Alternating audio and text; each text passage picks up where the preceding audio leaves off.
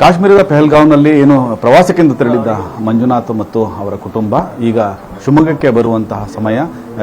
ಇನ್ನೇನು ನಾಳೆ 6 ಗಂಟೆ ಹೊತ್ತಿಗೆ ಶಿವಮೊಗ್ಗಕ್ಕೆ ಆಗಮಿಸುವ ಎಲ್ಲ ಸಾಧ್ಯತೆ ಇದೆ. ಈ ಒಂದು ಮೊದಲು ಶಿವಮೊಗ್ಗದ ಗಣೇಶ್ ಭಟ್ ಏನು ಮಂಜುನಾಥ್ ಅವರ ಸ್ನೇಹಿತರು ಅಲ್ಲಿ ಪಹಲ್ಗಾಂವ್ಗೆ ಹೋಗಿದ್ರು. ಅಲ್ಲಿನ ಸ್ಥಿತಿಗತಿಗಳು ಹೇಗಿತ್ತು, ಅಲ್ಲಿ ಯಾವ ರೀತಿಯಲ್ಲಿ ಪ್ರವಾಸಿಗರು ಬರ್ತಾ ಇದ್ರು ಅನ್ನುವಂಥ ಮಾತುಗಳನ್ನು ಕೇಳೋಣ ಅವರಿಂದನೇ. ಸರ್, ಯಾವ ರೀತಿಯಲ್ಲಿ ಅವರು ಹೋದರು, ಯಾವ ಟೂರ್ ಆ್ಯಂಡ್ ಟ್ರಾವೆಲ್ಸಿಗೆ ಹೋಗಿದ್ರು? ನಾವು ಆ್ಯಕ್ಚುಲಿ ಹೋದ ವಾರ ಕಾಶ್ಮೀರ ಪ್ರವಾಸ ಮುಗಿಸ್ಕೊಂಡು ಬಂದ್ವಿ. ನಾವು 1 ವಾರ ಇದ್ವಿ. ನಾವು ಏಪ್ರಿಲ್ 9ಕ್ಕೆ ಹೋಗಿ 16ನೇ ತಾರೀಕು ವಾಪಸ್ ಶಿವಮೊಗ್ಗಕ್ಕೆ ಬಂದಿದ್ವಿ. ನಾನು ಅವನು ಒಟ್ಟಿಗೆನೇ ಬುಕ್ ಮಾಡ್ಕೊಂಡಿದ್ದು. ನಾವು ಮೊದಲು ಬುಕ್ ಮಾಡಿದ್ವಿ. ನಾವು ಹಂಗಾರೆ ಕಾಶ್ಮೀರಕ್ಕೆ ಹೋಗ್ತೀವಿ, ನೀವು ಹೋಗ್ತಾ ಇದೀಯ ಅಂದರೆ ನಾನು ಹೋಗ್ತೀನಿ ಅಂತ ಹೇಳಿ ಅವರು, ನಾವು ಇಂಡಿಯನ್ ಟ್ರಾವೆಲ್ ಸ್ಟೋರ್ ಅಂತ ಹೇಳಿ ಅದೊಂದು ಶಿಮ್ಲಾ ಇದರಲ್ಲಿ ಇದೆ ಅವ್ರದ್ದು ಆಫೀಸು, ಡೆಲ್ಲಿದು. ಅದರಲ್ಲಿ ಬುಕ್ ಮಾಡ್ಕೊಂಡಿದ್ದು, ಆನ್ಲೈನ್ ಬುಕ್ಕಿಂಗು. ಫ್ಲೈಟ್ ಎಲ್ಲ ನಾವೇ ಓನಾಗಿ ಮಾಡಿಕೊಂಡು ಹೋಗಿದ್ದಾಗಿತ್ತು. ಅದೇ ರೀತಿಲಿ ಇವರು ನನಗೂ ಮಾಡಿಕೊಡು, ನಾನು ಇಂಟ್ರೆಸ್ಟ್ ಇದೆ, ನಾವು ಹೋಗಬೇಕು ಅಂತ ಅಂದರು. ಸರಿ ಅಂತ ಹೇಳಿದೆ. ಅದೇ ರೀತಿಲಿ ನಾವು ಹೇಗೆ ಮಾಡ್ಕೊಂಡಿದ್ವು ಹಾಗೆ ಅವರಿಗೂ ಹೇಳಿದೆ. ಅವರು ಆ ಟ್ರಾವೆಲ್ ಅವ್ರ ಹತ್ರ ಮಾತಾಡಿಕೊಂಡು ಅದೇ ಥರ ಬುಕ್ ಮಾಡ್ಕೊಂಡ್ರು. ಅವ್ರದ್ದು ಡೇಟ್ ಚೇಂಜ್ ಆಯಿತು. ಸಾಧಾರಣ ನಮ್ಮ ಜೊತೆಗೆ ಬರಬೇಕು ಅಂತಲೇ ಇತ್ತು, ಆದರೆ ವಿಮಾನದ ದರ ಇದು ಎಲ್ಲ ಹೆಚ್ಚಿರೋದ್ರಿಂದ ವೇರಿಯೇಷನಿಂದ ಆಗಲಿಲ್ಲ. ಅವ್ರಿಗೆ 19ಕ್ಕೆ ಹೋಗಿ 24ಕ್ಕೆ ವಾಪಸ್ ಬರೋದು ಅಂತ ಅವರು ಅಂದ್ಕೊಂಡು ಎಲ್ಲ ಬುಕ್ ಮಾಡ್ಕೊಂಡಿದ್ರು. ನಾವಲ್ಲಿ ಹೋದಲ್ಲಿ ಎಲ್ಲೂ ಏನು ನಮಗೆ ಇನ್ಸೆಕ್ಯೂರ್ ಫೀಲ್ ಆಗಲಿಲ್ಲ. ಎಲ್ಲ ರೀತಿಲೂ CRF ಅವರು ಇದವರು ಭದ್ರತೆ ಪಡೆಗಳು ತುಂಬ ಚೆನ್ನಾಗಿತ್ತು.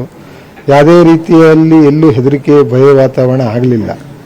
ಅದೇ ರೀತಿ ಅವರು ನಮ್ಮ ಹೋದಾಗೆ ಮಂಜುನಾಥ್ ಫೋನ್ ಮಾಡಿ ಹೆಂಗಿದ್ದೀರಾ, ಏನು ಹೆಂಗೆ ಅನಿಸ್ತಿದೆ ಪ್ಲೇಸು ಅಂತೆಲ್ಲ ಕೇಳ್ತಿದ್ರು. ಎಲ್ಲ ಚೆನ್ನಾಗಿದೆ, ಏನು ತೊಂದರೆ ಇಲ್ಲ.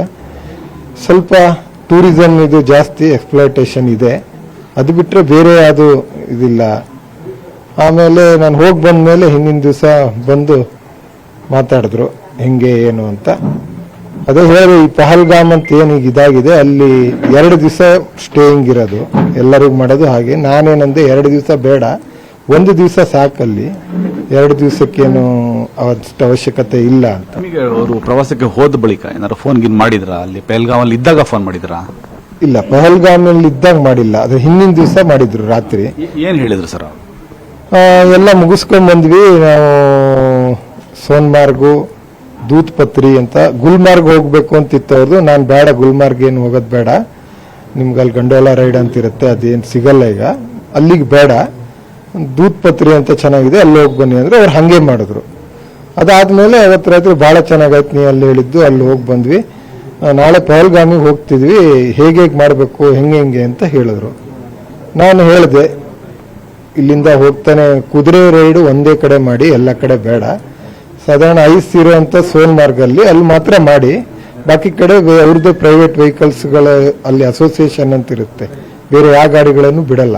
ನಿನ್ನೆ ಘಟನೆ ನಡೀತು, ಆ ಘಟನೆ ಸಂದರ್ಭದಲ್ಲಿ ಏನಾಯ್ತು ಅಂತ ಹೇಳಿ ಪಲ್ಲವಿ ಅವರು ಏನಾದ್ರು ನಿಮ್ಮ ಹತ್ರ ಹಂಚ್ಕೊಂಡ್ರ, ಏನಾರು ಫೋನ್ ಮಾಡಿದ್ರ? ಅದೇ ಮೊಟ್ಟ ಮೊದಲಿಗೆ ನನಗೆ ಸುಮಾರು 3:20ಕ್ಕೆ ಫೋನ್ ಮಾಡಿದ್ರು, ಹೀಗೆ ಫೈರ್ ಆಗಿದೆ ಇವರಿಂದ, ನನ್ನ ಎದುರಿಗೇನೆ ಹೊಡೆದಿದ್ದಾರೆ, ಏನು ಮಾಡಬೇಕು ಅಂತ ಗೊತ್ತಾಗಲಿಲ್ಲ. ನಾವು ಹತ್ತಿರಕ್ಕೆ ಹೋಗಿ ಯಾಕೆ ಹೀಗೆ ಮಾಡಿ ನಮ್ಮನ್ನು ಇದು ಮಾಡಿ ಅಂದಿದ್ದಕ್ಕೆ ಅವರು ಇಲ್ಲ, ಹೋಗಿ ಮೋದಿಗೆ ಹೋಗಿ ಹೇಳಿ ಅಂತ ಹೇಳಿಬಿಟ್ಟು ಇವ್ರನ್ನ ತಳ್ಳಿ ಇದು ಮಾಡಿ ಹೋಗಿದ್ದಾರೆ. ಇವರು ಎಷ್ಟೇ ಆಕ್ರೋಶ ತೋರಿಸಿದ್ರು ಅವರು ತಮ್ಮದೇ ಆದ ಪ್ರವೃತ್ತಿಯಲ್ಲಿ ಮುಂದುವರೆದಿದ್ದಾರೆ. ಅದಾದಮೇಲೆ ನಮ್ಗೇನು ಮಾಡಬೇಕು ಗೊತ್ತಾಗ್ತಿಲ್ಲ, ನಮ್ಗೆ ಹೆಲ್ಪ್ ಮಾಡಿ ಅಂತ ಅಂದರು ಪಲ್ಲವಿ ಅವರು. ನಾನು ಆಮೇಲೆಲ್ಲ ಒಬ್ಬೊಬ್ಬರಿಗೆ ವಿಷಯ ತಿಳಿಸಿದೆ. ಇದೊಂದು ಘಟನೆ ಊಹಿಸಲಾರದಂಥ ಘಟನೆ, ಇದು ಏನು ಹೇಳ್ತಾರೆ ಇದ್ರ ಬಗ್ಗೆ? ತುಂಬ ವಿಷಾದ. ಇದು ಭಾರತಕ್ಕೂ ಒಂದು ನಾವು ಸವಾಲು ಭಾಳ ವರ್ಷಗಳಿಂದ ಕೇಳಿ ಬಂದಿದ್ವಿ. ಈಗ ನಮ್ಮ ಮನೆಯಲ್ಲಿ ಕೂಡ ನಮ್ಮ ಸಿಸ್ಟರ್ ಕೂಡ ಅಲ್ಲಿ ಹೋಗ್ಬೇಕಾದ್ರೆ ಬೇಡ ಅಂತಾನೆ ಹೇಳಿದ್ರು, ಇಲ್ಲ ಸೇಫ್ ಇರೋದಿಲ್ಲ, ಆದರೂ ನೋಡ್ಕೊಂಡೋಗಿ. ಬಟ್ ಈಗೆಲ್ಲ ಸೇಫ್ ಇದೆ, ನಾವು ಹೋಗಿ ಬಂದವ್ರನ್ನು ಕೇಳಿದ್ವಿ, ಇಲ್ಲ ಸೇಫ್ ಇದೆ, ಹೋಗಿ ಬರ್ಬೋದು, ಚೆನ್ನಾಗಿದೆ ಅಂತ. ಹಾಗಾಗಿ ನಾವು ಹೋಗಿ ಬರೋಣ ಅಂತ ಹೋದ್ವಿ. ಹೋದಾಗ ಕೂಡ ನಮಗೇನು ಅನಿಸಿಲ್ಲ, ಪರವಾಗಿಲ್ಲ, ಮೊದಲಿನ ಥರ ಇಲ್ಲ, ಜನಗಳೆಲ್ಲ ಅಂದರೆ ನೀಟಾಗಿದೆ, ರೋಡ್ ಚೆನ್ನಾಗಿದೆ, ಸೇಫ್ಟಿ ಅಷ್ಟೇ, ಪೊಲೀಸ್ ಬಂದೋಬಸ್ತು ಎಲ್ಲ ಇತ್ತು, ಎಲ್ಲೂ ಏನು ನಮ್ಗೆ ಅನಿಸ್ಲಿಲ್ಲ ಹೀಗೊಂದು ಇದಾಗುತ್ತೆ ಅಂತ. ಆದರೆ ಮತ್ತೆ ಅವರು ಈ ಥರ ಮಾಡಿರೋದು ಅನ್ಎಕ್ಸ್ಪೆಕ್ಟೆಡ್, ಯಾರಿಗೆ ಇದು ಎಕ್ಸ್ಪೆಕ್ಟ್ ಅನಿಸಿರ್ಲಿಲ್ಲ. ಅಂತಿಮವಾಗಿ ಈ ದುರಂತದ ಬಗ್ಗೆ ಏನು ಹೇಳ್ತೀರಾ? ಫ್ಯಾಮಿಲಿ ಕುಟುಂಬಸ್ಥರಿಗೆ ಅವ್ರ ತಾಯಿಯವರಿಗೆಲ್ಲ ವಿಷಯ ತಿಳಿಸಿದ್ರ ಹೇಗೆ? ನಾನು ಡೈರೆಕ್ಟಾಗಿ ತಾಯಿಗೆ ಹೇಳಿರಲಿಲ್ಲ, ಅವರ ಕುಟುಂಬಸ್ಥರಿಗೆಲ್ಲ ಹೇಳಿದ್ದೀವಿ.